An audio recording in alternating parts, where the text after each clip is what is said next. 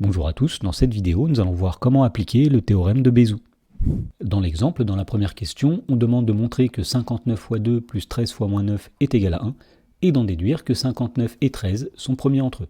Alors tout d'abord, pour démontrer que 59 fois 2 plus 13 fois moins 9 est égal à 1, eh bien on va tout simplement calculer 59 fois 2 et 13 fois moins 9. Alors avec une calculatrice, on trouve que 59 fois 2 est égal à 118, et on trouve que 13 fois moins 9 est égal à moins 117. Donc ici nous avons 118 moins 117, c'est-à-dire 1.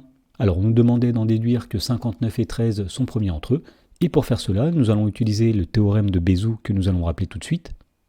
Alors si A et B sont deux entiers relatifs non nuls, eh bien le théorème de Bézout dit que A et B sont premiers entre eux, si et seulement si il existe deux entiers relatifs U et V, tels que A fois U plus B fois V est égal à 1. Autrement dit, le théorème de Bézout dit que pour montrer que le PGCD de deux nombres est égal à 1, eh bien il suffit de montrer qu'il existe une combinaison linéaire de ces deux nombres qui est égale à 1. Alors voyons comment appliquer ce théorème pour montrer que 59 et 13 sont premiers entre eux.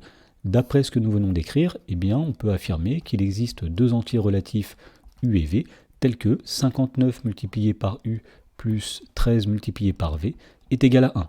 Et en effet, il suffit de prendre U qui est égal à 2 et V qui est égal à moins 9, et on a bien 59U plus 13V qui est égal à 1. Et donc, puisqu'on a trouvé une combinaison linéaire de 59 et de 13 qui est égale à 1, eh bien on en déduit, d'après le théorème de Bézout, que 59 et 13 sont premiers entre eux, c'est-à-dire que leur PGCD est égal à 1.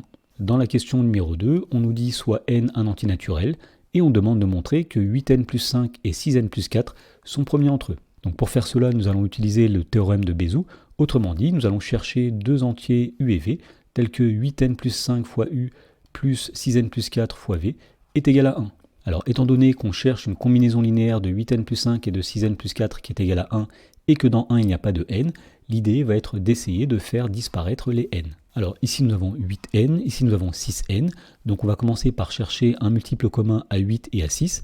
Alors les multiples de 8 sont 8, 16, 24, 32, 40, 48, etc. Et les multiples de 6 sont 6, 12, 18, 24, 30, 36, 42, 48, etc. Et on voit ici qu'on a un multiple commun à 8 et à 6 qui est 24. Alors pour obtenir 24 à partir de 8, on multiplie par 3, 3 fois 8, 24. Et pour obtenir 24 à partir de 6, on multiplie par 4, 6 fois 4, 24. Donc on va essayer de multiplier 8n plus 5 par 3, 6n plus 4 par 4. Et en soustrayant les deux résultats, on essaiera de voir si à la fin il reste 1. Alors une petite remarque, si jamais il ne reste pas 1 à la fin, eh bien on pourra toujours essayer avec un autre multiple commun à 8 et à 6, par exemple 48. Alors lorsqu'on va multiplier 8n plus 5 par 3, eh bien tout d'abord nous allons faire 3 fois 8n, c'est-à-dire 24n, et ensuite nous ferons 3 fois 5, c'est-à-dire plus 15. Ensuite, quand on va multiplier 6n plus 4 par 4, on va tout d'abord avoir 4 fois 6n, c'est-à-dire 24n, et ensuite 4 fois 4, c'est-à-dire plus 16. Et on voit que lorsqu'on fait la soustraction de la première ligne avec la deuxième ligne, eh bien les 24n vont disparaître. Alors le seul petit problème, c'est que lorsqu'on va faire 15 moins 16, on va obtenir moins 1 et non pas 1. Mais ce n'est pas grave, au lieu de faire la première ligne moins la deuxième, on va faire la deuxième ligne moins la première. Autrement dit, nous allons multiplier 8n plus 5 par moins 3. Dans ce cas-là, nous aurons moins 24n plus moins 15. Les 24n vont disparaître. Et là, nous aurons bien moins 15 plus 16 qui va donner 1.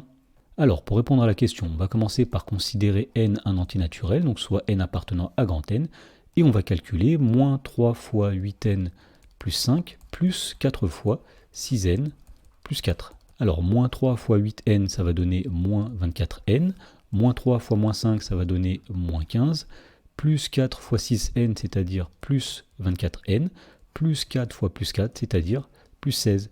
Et nous voyons que les 24n vont disparaître, et 16 moins 15, ça va donner 1. Donc finalement, on a trouvé une combinaison linéaire de 8n plus 5 et de 6n plus 4 qui est égale à 1. Donc nous avons montré qu'il existe deux entiers relatifs U et V, tels que 8n plus 5 fois U plus 6n plus 4 fois V est égal à 1.